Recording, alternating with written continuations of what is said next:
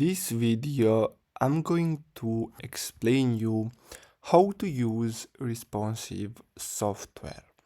So, responsive software is a proposal management platform that streamlines RFP responses through automation and collaboration. Now, if we go to pricing, we can see that they offer three different plans. They have Emerging Edition, Growth Edition, and Enterprise Edition. Now, for all of them, we're gonna have to contact sales in order to get access to the product. But once we get access to the product, we're gonna have to log in and create projects for each RFP or proposal. Then we can import our FP questions and auto-populate answers from your basically from our content library.